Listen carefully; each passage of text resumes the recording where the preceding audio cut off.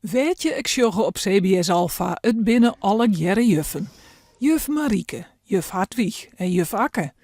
Maar gelukkig is daar master Jeroen niet van de klasse stiert. Hoe je dat nou, werk je in een hok vol vrouwen? Heel gezellig. Je wordt wel gewaardeerd ook als man zijn. En ik merk wel dat vrouwen het ook wel fijn vinden om een man in hun midden te hebben. Ook omdat ze zelf zeggen van, hebben we het ook eens weer over andere dingen. Maar jonker het sociale aspect is het voor de BNR goed om een man van de klasse te hebben. Want er is wel degelijk verschil. Dat zeggen ze in Rieptjerk. Nou, ik vind dat meestal vaak wat grapjes. Meer. Een meester is meer grapjes en een juf is meer precies. En dat merk je Rick, bij deze meester en juf? Jawel. En wat is het eigenlijk lauwer?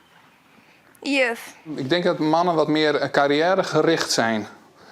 En dat vrouwen wat idealistischer zijn in hun werk. En daarom jongens dus eerder en mannen eerder kiezen voor een beroep waar geld in te verdienen valt. Op de NHL Hegeskwal in Ljouwtje liep wel een orentrend. De PABO-opleiding is al een aantal jaren dwaande om ook voor jongens onttrekkelijk te worden. Zodat dit zo goed dat de minister haar norm advies vregen had. Het is zo dat wij in deze voorlichting een heel soort jongens die nou bij ons op de PABO zitten inschakelen. Dat geldt voor folders, maar dat geldt voor allerhande voorlichtingsactiviteiten. Maar het is ook zo dat wij zorgen dat onze activiteiten, die we studenten dwaalitten, ook heel bot diversiteit in haar hebben. Dus dat ze echt jongens ook aanspreken en famkes ook.